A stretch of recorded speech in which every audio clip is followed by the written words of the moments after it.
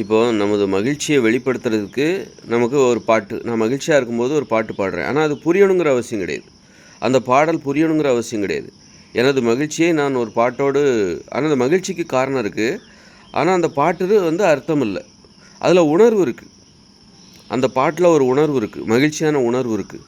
அது போதும். நீ எதற்கு வார்த்தையை போடுற? உதாரணத்துக்கு இப்போ நான் ஒரு விவசாயி. என்னுடைய நிலத்தில் இன்றைக்கி விவசாயம் நல்லா அறுவடை, அதாவது பழங்கள் மாம்பழங்கள்லாம் நிறைய கிடச்சிருக்கு.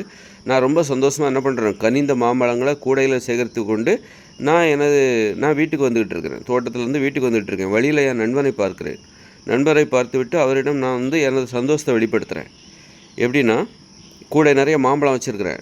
மாம்பழத்தை வச்சுக்கிட்டு அவர்கிட்ட நான் ஒரு மாம்பழத்தை கொடுக்குறேன். இந்த 2 மாம்பழம் நீ வச்சுக்கோ அப்படின்னு சொல்லி கொடுக்குறேன். கொடுத்துட்டு நான் பாட்டு பாடுறேன் சந்தோஷத்தில் வெளிப்படுத்தி. எப்படின்னா, திகுதா மேலே கதப்பே திகித்தி கே மாம்பது மகுதா கே லாகத்தக்கோ, மாம்பழத்தை இப்படி காட்டி தகுதா கே மாகதக்கோ மகுதா வேதாவதோ தித்திகா தே லாகத்தக்கா மகுதா கே ஜாகத்தோ தகுதா கே லீகரக்கோ மகுராவோ ரோகரோ ரோகரோ ரோகரோ.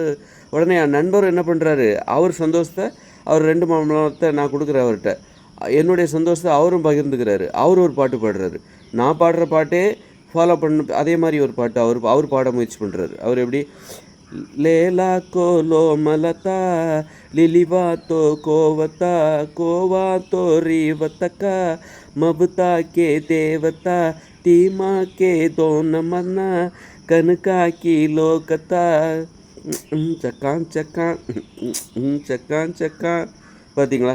அப்போது இதில் நீங்கள் அர்த்தத்தை போட்டு நான் ஒரு பாட்டை பாடணும் எனது மகிழ்ச்சியை வெளிப்படுத்துறதுக்கு. மாம்பழம் எனக்கு நிறைய இன்றைக்கி தோட்டத்தில் கிடச்சிருக்கு அப்படின்னு சொல்லிட்டு, மாம்பழத்தை பார்த்தியா நிறைய எனக்கு கிடச்சிருக்கு பார்த்தியா இந்தா 2 உனக்கு. அப்போ அந்த பாட்டு சரியாக வரல. அப்போ அந்த படைப்புத்திறன் எனது மகிழ்ச்சியை வெளிப்படுத்துவதற்கு ஏற்றதாக அந்த இல்லை. எனக்கு மகிழ்ச்சி இருக்குது. அதே நேரத்தில் எனது மகிழ்ச்சியை வெளிப்படுத்துவதற்கான ஒரு வடிகாலாக அந்த வார்த்தைகளை போட்டு நான் பாடும்போது அது வரமாட்டேங்குது. அப்போ எதற்கு அந்த முயற்சின்னு நான் விட்டுருவேன். அப்போ அந்த பாடுவதே விட்டுருவேன். இந்த பாத்தியா எனக்கு 2 மாம்பழம் கிடச்சிருந்தா மாம்பழம் வெறும் வார்த்தையில் சொல்லிவிட்டு நான் போயிட்டே இருப்பேன். எனது மகிழ்ச்சியை என்னால் அழகுபடுத்த முடியாது. அப்போ எப்போ அந்த பாடல் அந்த அழகுபடுத்துறது, எனது மகிழ்ச்சியை அழகுபடுத்துவதற்கு அர்த்தமில்லாத வார்த்தைகள் தான் உதவுது. அர்த்தமுள்ள வார்த்தைகள் அங்கே உதவ மாட்டேங்குது. திகுதா மேலே குதக்கா ஜகுதா கே லாகத்தோ தோ பாத்தி கோலமனா ககுஜாவே ரோவத்தோ மா காவே லோப. அப்போது நீ உன் மகிழ்ச்சியை வெளிப்படுத்தும் போது அல்லது உன் உணர்ச்சியை வெளிப்படுத்தும் போது உன் சந்தோஷத்தை வெளிப்படுத்தும் போது அந்த வெளிப்படுத்துதல் உணர்ச்சியை வெளிப்படுத்துகிற அந்த முறை அழகாக இருக்க வேண்டும் என்றால் கண்டிப்பாக என்றைக்குமே அந்த பாட்டில் அர்த்தம் இருக்கக்கூடாது. அர்த்தம் இருக்கணும்னு நினைக்காத. அதுபோல் அது மாதிரி நடனங்கிற அப்போ தான் அது அழகாக இருக்கும், உனக்கு ஈஸியாக இருக்கும். நீ அர்த்தத்தோடு தான் நான் என் பாட்டு நீ அதை சொல்கிற உன் மகிழ்ச்சியை எதுக்கு பாரு மாம்பழம் கிடச்சிருக்கு பாரு அப்படின்னு சொல்லி நீ உன் மகிழ்ச்சியை வெளிப்படுத்த சொல்லிடு. அது அவனுக்கு புரியும். அந்த அதை பாட்டு மூலமாக தான் வெளிப்படுத்தணும். அப்போ அது சரியாக வார்த்தைகள் வராமல் புரியாமல் கூட போகும். கவிதை மூலமாக வெளிப்படுத்துகிறதோ, ஓவியம் மூலமாக பாரு எனக்கு நிறைய மாம்பழம் நான் அங்கே நடந்து வந்துட்டுருக்கிற மாதிரி என் கையில் நிறைய மாம்பழம் இருக்கிற மாதிரி ஓவியம் மூலமாக வெளிப்படுத்துகிறதோ இது தேவையில்லாத விஷயம். அது உனது மகிழ்ச்சியை அழகுபடுத்த உதவாது. உன் மகிழ்ச்சியை அழகோடு வெளிப்படுத்தணும். நீ பிறருக்கு புரிய வைக்கணும். உன் மகிழ்ச்சியை புரிய வைக்கணுங்கிறக்காக முதல்ல பேசிடுற.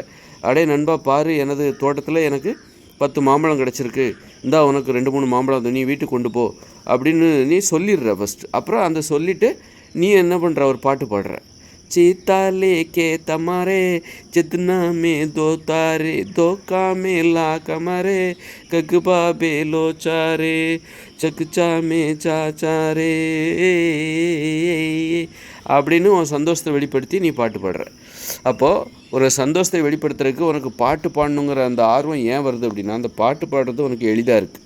காரணம் ஏன் எளிதாக இருக்குது அப்படின்னா, உனது மகிழ்ச்சியை அழகுபடுத்துகிற அந்த நேரத்தில் பாடல் மூலமாக அழகுபடுத்துகிற அப்படின்னா அதுக்கு அழகுபடுத்துவதற்கு எது காரணம்? அர்த்தமில்லாத வார்த்தைகள் தான் உனக்கு உதவியாக இருக்குது. அர்த்தமுள்ள வார்த்தைகளை போட்டு நண்பா பாரு எனக்கு 10 மாம்பழம் கிடச்சிருக்கு இந்த அப்படி உனக்கு 3 அப்படியா சரி அப்படின்னா நல்லாவா இருக்குது? அப்போது அந்த உணர்ச்சியில் அந்த மகிழ்ச்சியை அழகுபடுத்த முடியலை. அப்போது அழகுபடுத்துறது தான் ரொம்ப முக்கியம். அங்கே அழகு தான் முக்கியம். அது எளிதாகவும் இருக்கணும். நீ இப்போ நான் சொல்கிற மாதிரி அர்த்தமில்லாத பாட்டை பாடும்போது அடுத்த முறை பாடும்போது வேறு பாட்டு வரும். புதுசு புதுசாக பாட்டு வரும், புதுசு புதுசாக ராகம் வரும். இதில் வந்து அர்த்தமுள்ள வார்த்தைகளை போட்டால் அவனுக்கு அதில் வந்து உனக்கு மகிழ்ச்சி, அவர் புதுசு புதுசாக ராகம்லாம் வரும். எப்போவும் ஒரே பாட்டு பாடுற மாதிரி தான் வரும். அதனால் வந்து கலைகளுக்கு அர்த்தங்கள் தேவையில்லை. கலைகள் என்பது நமது உணர்ச்சிகளை அழகுபடுத்தி வெளிப்படுத்துவதற்கு உதவுகிறது. அது எளிதாக இருக்க வேண்டும். அப்பொழுதுதான் கலைகள் என்பது மனித வாழ்வோடு ரொம்ப நெருங்கி வரும். பிரிக்க முடியாத அளவுக்கு ரத்தமும் சதையுமாக அப்பொழுது தான் அந்த கலைகள் மாறும். நான் எனது உணர்ச்சியை எப்பொழுதெல்லாம் மிகைப்படுத்துகிறேனோ அப்போல்லாம் எனக்கு ஒரு பாட்டு வரணும், ஒரு நடனம் வரணும், ஒரு ஓவியம் வரைய வேண்டும், ஒரு சிற்பம் செய்ய வேண்டும்.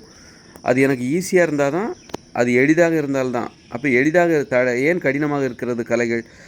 அதை நாம் அர்த்தத்தோடு சம்மந்தப்படுத்துகிறோம். புரிய வேண்டும் என்கிற கவலையோடு பொறுப்போடு அதை வெளிப்படுத்த முயற்சி பண்ணும்பொழுது அது கடினமாக இருக்கிறது. பலரும் அந்த முயற்சியிலிருந்து பின்வாங்கி விடுகிறார்கள். தேவையில்லை எனக்கு பாடல். ஒரு அர்த்தமில்லாமல் நடனமாட எல்லாராலையும் முடியும். அர்த்தத்தோடு தான் இருக்கணும். நடன அசைவுகள் அபிநயங்களையும் சொல்லணும், நவரசங்களையும் நடன அசைவில் சொல்லணும் அப்படின்னா வேண்டாங்க, அந்த நடனமே வேண்டாம் அப்படின்றவாங்க. அதனால் நடனம் ஆட வேண்டும் என்பது தான் முக்கியமே தவிர அதற்கு எது தடையாக இருக்கிறது, நடனத்தை எது சிரமப்படுத்துகிறது என்றால் அது புரிய வேண்டும் என்கிற நோக்கம்தான். பிறருக்கு புரிய வேண்டும், அர்த்தத்தோடு இருக்க வேண்டும் என்கிற நோக்கம்தான். அதனால் நமது உணர்ச்சியை அந்த நான் பாடின பாட்டில் வந்து உங்களுக்கு அர்த்தம் இல்லாமல் இருக்கலாம், அந்த வார்த்தைகளில் அர்த்தம் இல்லாமல் இருக்கலாம், ஆனால் அந்த உணர்ச்சிகளில் அர்த்தம் இருக்குது. அந்த உணர்ச்சியை புரிஞ்சிக்க முடியும். இவர் ரொம்ப சந்தோஷமாக இருக்கிறாரு. எந்த மொழி நமக்கு தெரியாத ஒரு மொழி தெரிந்தவர் பேசுனா கூட அதை நம்மளால் புரிஞ்சிக்க முடியும். ஒரு ஹிந்திக்காரர் கூட சந்தோஷமாக அவர் ஆடுறாரு, அவர் சந்தோஷத்தில் இருக்காருன்னு நம்ம சொல்ல முடியும். அந்த வார்த்தைகள் நமக்கு தேவையில்லை. அவர் பாடுற பாட்டு, அவருடைய முகபாவனை, உச்சரிப்பு, அதிலேருந்தே தெரிஞ்சுக்கலாம் அவர் சந்தோஷமாக இருக்கார். அதே நேரத்தில் ஒரு பாட்டு பாடும்போது நீ நடனம் ஆடணுங்கிற அவசியம் கிடையாது. நடனம் ஆடக்கூடாது. நடனத்தோடு பாட்டை சம்மந்தப்படுத்தக்கூடாது. நடனம் ஆடும்போது இசைக்க வேண்டும், வாயால் இசைக்க வேண்டும். வாயால் இசைத்து கொண்டு நீ நடனம் ஆட வேண்டும். பாட்டுக்கு நடனம் ஆடக்கூடாது. அதனால் இந்த மாதிரி, அல்லது ஒரு பாட்டை வந்து உணர்ச்சி பூர்வமாக நீ பாடுற, அவன் சந்தோஷத்தை வெளிப்படுத்துறதுக்காக கைகால்களை அசைக்கிற, அது நடனமாகாது. நீ உன் நண்பன்கிட்ட வந்து ஏமே தில்லே மந்தம்மா அப்படின்னு கையெல்லாம் அசைச்சு பாரு 10 மாம்பழம் அப்படின்னு காட்டுற. அப்படி இருக்கும்போது 10 மாம்பழம் கிடச்சிருக்கு, ஏய் ஏய் ஏமா கேலோ. அந்த பாட்டில் கற்பனை திறன் ரொம்ப முக்கியம். நீ ஓவராக கையை ஆட்டினு வச்சுக்க, அது நடனமாக மாறும். அப்போ உன் பாடலில் உள்ள கற்பனை திறன் குறைஞ்சி போயிடும். அதனால் அந்த கற்பனை திறன் தான் உனக்கு தன்னம்பிக்கை தருது. உனக்கு மகிழ்ச்சி 10 மாம்பழங்களை பறித்தது 10 மாம்பழங்களோடு வர, அது மட்டும் மகிழ்ச்சி கிடையாது. அதை வெளிப்படுத்துகிறல்ல, உன்னுடைய மகிழ்ச்சியை அழகுபடுத்துகிறப்பாரு, அது உனக்கு தன்னம்பிக்கை தரும். அந்த தன்னம்பிக்கையில் நீ வந்து நடனம் ஆடிக்கொண்டே பாட்டு பாடுறன்னு வை. அப்போ பாட்டில் உனது கற்பனை திறன் குறையும். கற்பனை திறன் குறையும் போது பாட முடியாத நிலைமை கூட வரும், சிரமமாக இருக்கும். அப்போ தன்னம்பிக்கை குறைஞ்சி போயிடும். அப்போ தாழ்வு மனப்பான்மை ஏற்படும். அதனால் பாடலில் முக்கியமாக நமக்கு வந்து தன்னம்பிக்கையும், அதன் மூலம் பாரு எனக்கு எவ்வளோ கற்பனை பாரு அப்படிங்கிற ஒரு தன்னம்பிக்கை. அந்த தன்னம்பிக்கையை நான் பெற வேண்டும் என்றால் நான் பாடலை பாடும்போது நடனம் ஆடக்கூடாது. நடனம் ஆடும்போது நீ பாடாத. நடனம் ஆடுவதற்கு இசை தேவை. அந்த இசையை உனது வாயால் உருவாக்கு. வாயால் இசைத்து கொண்டு அதே சந்தோஷத்தை நீ வந்து பாட்டு பாடாமல் நடனம் ஆடிக்கொண்டு வெளிப்படுத்தலாம். அப்போ நீ பாட்டு பாடக்கூடாது. நடனம் ஆடும்போது இசைக்க வேண்டும். இசை தேவை. இசை இல்லாமல் நடனம் ஆட முடியாது. அந்த இசையை யார் இசைப்பார்?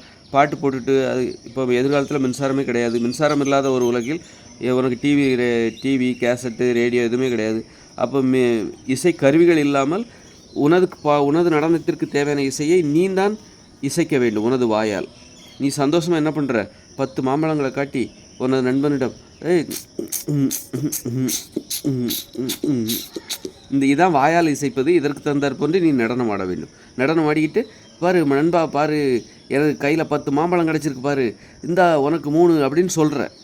அப்போ என்னுடைய சந்தோஷத்துக்கான காரணத்தை நான் சொல்லிடுறேன், புரிய வைக்கிறேன். புரிய வைப்பதற்காக நான் பாட்டையோ நடனத்தையோ நடனத்தின் மூலமாக புரிய வைக்கணுங்கிற அவசியம் இல்லை. நான் ஏன் நடனம் ஆடுறேன் அப்படிங்கிறது அதை நான் சொல்லிட்டேன். இந்த பாரு எனக்கு 10 மாம்பழம் கிடச்சிருக்கு, உனக்கு 4 மாம்பழம், எனது சந்தோஷத்தில் உனக்கும் பங்கு இருக்குது அப்படின்னு நான் கொடுக்குறேன்.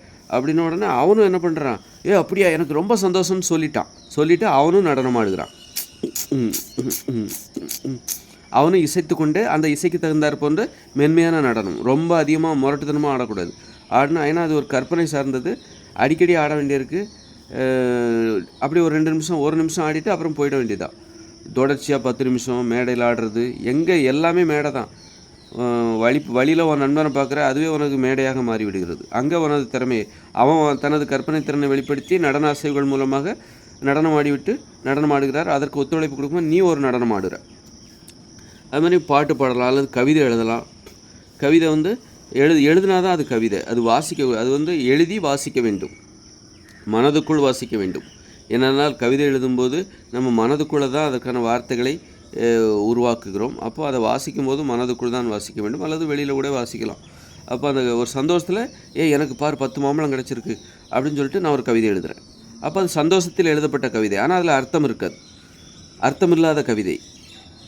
ஆனால் அது அந்த கவிதை என்பது அந்த நேரத்திலே வாசிக்கப்பட வேண்டும். ஒரு கவிதை எழுதுகிற அந்த நேரத்தில் அது வாசிக்கப்பட வேண்டும். அத்தோடு அது முடிந்து விட்டது. ஒரு பாட்டு அந்த நேரத்தில் நீ உணர்ச்சியை அந்த நேரத்தில் பாடப்பட வேண்டும். அத்தோடு அதன் பயன்பாடு முடிந்து விட்டது. அதன் பிறகு நீ மகிழ்ச்சியே இல்லாமல் நீ வீட்டுக்கு அமைதியாக போகிற அல்லது சோகமாக போகிற. சோகமாக இருக்கும்போது சோகமான நடனம், சோகமான பாட்டு. நான் எங்கள் அம்மா இறந்துட்டாங்க அல்லது எங்கள் அம்மாவுக்கு கீழே விழுந்து அடிபட்டுருச்சு, கால் உடஞ்சிருச்சு அப்படின்னு சொல்லிட்டு கபுகாபி கோபனமே தகுதாமே தாமனமே அப்படின்னு சொல்லி சொந்தக்காரங்கிட்ட தனது சோகத்தை வெளிப்படுத்தி பாடுறாரு. அப்போ சொந்தக்காரர் பாடல் மூலமாக அந்த சோகத்தை புரிஞ்சிக்கல. அவர் அம்மாவுக்கு அடிபட்டிருக்கு, கை உடஞ்சி போச்சு, அதனால் அந்த சோகத்தை வெளிப்படுத்துறதுக்காக அவர் பாடுறாரு. அதை நீ பகிர்ந்துக்கிற. அவர் மட்டும் பாடுறாரு, நீ கேட்கக்கூடாது, நல்லா அப்படி வேடிக்கை பார்க்கக்கூடாது. அவர் உனக்கு பிடிச்சிருக்காரு அப்படின்னா அவங்ககிட்ட அவர் பாடி தனது சோகத்தை வெளிப்படுத்துகிறாருன்னா நீனும் அதற்கு தகுந்த மாதிரி இனிமாமேதோ நாதே கவலைப்படாத, நான் இருக்கேன்பா, ஏன்பா கவலைப்படாத, குணப்படுத்திடலாம் அப்படின்னு சொல்லி இவரும் தனது பங்குக்கு இவரது சோகத்தை புரிந்து கொண்ட இவரது சோகத்தை அழகுபடுத்தும் விதமாக அந்த சோக உணர்ச்சியோடு பாட்டு பாடுகிறார். ஏ மாமே காமே கோதா தகுதாமே தோவோ மம மாமே லாமாமே தகுதாமே தாமேதா ககுதாவே தோவாதே கபுதாவே தோவாதே அப்படின்னு. அப்போது இந்த பாட்டில் சோகம் இருக்குது, ஆனால் அது புரியணுங்கிற அவசியம் இல்லை. நான் எதுக்காக இவர் பாடுறாரு அப்படிங்கிறத நான் எப்படி தெரிஞ்சுக்கணும் அப்படிங்கிறத நான் முதல்ல சொல்லிடுறேனே. இப்போ இந்த மாதிரி எனக்கு அம்மா கை உடஞ்சி போச்சு, கட்டு போட்டிருக்கம்பா, என்னால் தாங்க முடியலை, எனக்கு அழுகையாக வருது அப்படின்னு சொல்லி அந்த அழுகையை அழகுபடுத்துகிறார், சோகத்தை அழகுபடுத்துகிறார். அதான் கலைகள் என்பது உணர்ச்சிகளை அழகுபடுத்துகிற ஒரு நடைமுறை தான் கலைகள். இப்படி தான் பாடணும். அந்த கலைகள் புரியணுங்கிற அவசியம் இல்லை, அந்த உணர்ச்சிகளே புரிஞ்சால் போதும் இல்லை. அந்த உணர்ச்சியிலே தெரியுது நீ அழுகுறன்னு தெரியுது, நீ சோகமாக இருக்கன்னு. சோகமாக ஒரு பாட்டு பாடினா சோகப்பாட்டு, அதில் வார்த்தைகள் தேவையில்லை. அது தேவையில்லாத ஒரு விஷயம், தேவையில்லாத ஒரு முயற்சி. இதிலே புரிஞ்சு போச்சு இல்லை, அப்புறம் எதுக்கு அந்த வார்த்தைகளை போட்டால் அவன் சோகத்தை வெளிப்படுத்த நீ பாட்டே பாட முடியாது, ஏன்னா அது கஷ்டம். வார்த்தைகள் என்பது இப்போது நான் எனது உணர்ச்சிகளுக்கு தந்தாற்போன்று நான் ஒரு பாட்டு பாடுறேன், அதுக்கு தகுந்த வார்த்தைகள் மடங்குது. வார்த்தைகள் அந்த சோகத்துக்கு ஏற்றாற்போன்று ராகத்துக்கு ஏற்றாற்போன்று வளைந்து கொடுக்குது. அதற்கு அப்போ அது எளிமையாக மாறுது. நான் எங்கள் அம்மாவுக்கு கை கால் உடஞ்சி போச்சு, அதனால் மருந்தை தேடிக்கிட்டு நான் போகிறேன் அப்படிங்கும்போது அந்த வார்த்தைகளுக்காக நான் என்ன மடக்க வேண்டியிருக்கு, அந்த ராகத்தை மடக்க வேண்டியிருக்கு. வார்த்தைகள் தான் அங்கே பிரதானமாக இருக்குது. எனது சோகமும் எனது ராகமும் தான் அங்கே பிரதானமாக இருக்கணும். அதற்காக நான் வார்த்தைகள் வளைந்து கொடுக்க வேண்டும். அந்த மாதிரி அதற்கு அப்போ இப்படி இருந்தால் தான் நீ பாடுவ, உன் சோகத்தை வெளிப்படுத்துறதுக்கு நீ பாடுவ. வார்த்தைகள் புரியாமல் இருக்கணும், அப்போ தான் அது வளைந்து கொடுக்கும். வளைந்து கொடுப்பதற்கு அப்போ அர்த்தங்கள் இருக்கணும் அப்படின்னு நினைக்கும்போது அது வளைந்து கொடுக்காது. புரியணும் அப்படிங்கும்போது அந்த வார்த்தைகள் வளைந்து கொடுக்காது. அப்போ வளைந்து கொடுப்பதற்கு ஏற்றார் போன்று அப்போ தான் நான் பாடுவேன். அப்போ தான் நான் எனது சோகத்தோடு எனது உணர்ச்சிகளை அழகுபடுத்துவதற்காக நான் கலைகளை அதனோடு தொடர்புபடுத்துவேன். ஒரு பாடலை, நடனத்தை, சிற்பத்தை, கவிதையை நான் அதனோடு தொடர்புபடுத்தி எனது உணர்ச்சிகளை நான் வெளிப்படுத்துவேன். அப்போது இந்த மனித வாழ்க்கை மனித வாழ்க்கையோடு கலைகள் சேர வேண்டும் என்றால் அதற்கு தடையாக இருப்பது அது அர்த்தம் இருக்க வேண்டும், புரிய வேண்டும் என்கிற அந்த முயற்சி தான். அது தேவையில்லாத சுமை. அதனால்தான் நம்ம எல்லாருமே பாடுறதை விட்டுட்டோம், ஆடுறதை விட்டுட்டோம். யாரோ 1-2 பேர் முயற்சி பண்ணுறாங்க கவிதை எழுதுவதற்கும் ஓவியம் வரைவதற்கும், அவர்களை நாம் கொண்டாடுகிறோம். எப்படி இவர்களால் மட்டும் முடிகிறது என்று. அப்படிப்பட்டவர்களைத்தான் நாம் கம்பராகவோ வைரமுத்தாகவோ அல்லது திருவள்ளுவராகவோ இளங்கோவடிகளாகவோ நாம் உணர்கிறோம். இந்த தடைகளையெல்லாம் தாண்டி அதை சாத்தியப்படுத்துவதற்காக அவர்கள் கடினமாக முயற்சி செய்கிறார். அந்த கடினமான முயற்சி எல்லாராலையும் முடியாது அப்படிங்கிற எல்லாருக்குமே. ஆனால் எல்லாருமே அதை செய்ய வேண்டும். எல்லாருக்குமே கலைகள் என்பது தேவைப்படுகிறது. அப்போ தான் இந்த மனிதர்கள் அமைதியாக தன்னம்பிக்கையோடு வாழ்வார்கள். தாழ்வு மனப்பான்மை இல்லாமல் தன்னால் மகிழ்ச்சியாக வாழ முடியும், தனக்கும் கற்பனை திறன் இருக்கிறது என்கிற தன்னம்பிக்கை ஒவ்வொருவரும் பெற வேண்டும் என்றால் அதற்கு தேவையாக இருப்பது எனது கலைகள். அதற்கு கலைகளை எளிதுபடுத்த வேண்டும். அதற்கு தடையாக இருப்பதை நாம் நீக்க வேண்டும். அதைத்தான் நான் இப்பொழுது கண்டுபிடித்திருக்கிறேன். இது ஒரு மனித இனத்தின் ஒரு மாபெரும் பாய்ச்சல், ஒரு முழுமை. மனிதர்கள் இந்த இடத்தில் முழுமையடைகிறார்கள். தனது மனிதர்களாக எவ்வாறு மகிழ்ச்சியாக வாழ வேண்டும் என்கிற முயற்சியில் இப்பொழுதுதான் முழுமையடைகிறார்கள். இப்பொழுதுதான் கலைகள் கண்டுபிடிக்கப்படுகிறது. அந்த கலைகளை கண்டுபிடிக்கிற முதல் மனிதனாக நான் இருக்கிறேன். மனிதர்கள் இப்பொழுதுதான் முழுமையடைகிறார்கள். இதுநாள் வரையில் வந்தது எல்லாமே கலைகளை கண்டுபிடிப்பதற்கான ஒரு முயற்சி தான், ஆராய்ச்சி தான். அப்போ திருவள்ளுவர் தப்பு பண்ணிட்டாரா? அவர் தெரியாமல் தப்பு? அவர் இல்லை. அவருடைய காலத்தில் அவர் அப்படி தான் எழுதியிருக்க முடியும். கம்பர் அவருடைய காலத்தில் அப்படி தான் எழுத முடியும். பாரதியார் அவருடைய காலத்துலையும், வைரமுத்து அவருடைய காலத்துலையும் அப்படி தான் எழுத முடியும். வைரமுத்துவால் இப்படி தான் எழுத முடியும். அதை இப்போ தான் கண்டுபிடிக்கப்படுகிறது இது. அப்போ இதற்கு அனுபவங்கள் தேவை, நிறைய பரிசோதனைகள் தேவை. நாம் சண்டை போடக்கூடாது என்பதற்கு, போரிடக்கூடாது என்பதற்கு நமக்கு அனுபவங்கள் தேவை, பரிசோதனைகள் தேவை, பாடங்கள் தேவை, படிப்பினைகள் தேவை. அது இல்லாமல் நாம் எப்படி போரிடக்கூடாதுங்கிறத கண்டுபிடிக்க முடியும். அதுபோல தான் அர்த்தங்கள் இல்லாமல் நாம் பாட வேண்டும். அர்த்தங்கள் தேவையில்லை என்பதை ஓவியங்களுக்கோ, கவிதைகளுக்கோ, நடனத்திற்கோ, சிற்பத்திற்கோ, கலைகளுக்கு அர்த்தங்கள் தேவையில்லை என்பதற்கு நமக்கு படிப்பினைகள் தேவை, பரிசோதனைகள் தேவை, ஆராய்ச்சி தேவை. ஆராய்ச்சியின் விளைவாக இப்பொழுதுதான், இந்த காலத்தில் தான் அந்த கலைகள் கண்டுபிடிக்கப்படுகிறது. கண்டுபிடிக்கிற அந்த இடத்தில் நான் இருக்கிறேன். கண்டுபிடிக்கிறவனாக நான் இருக்கிறேன்.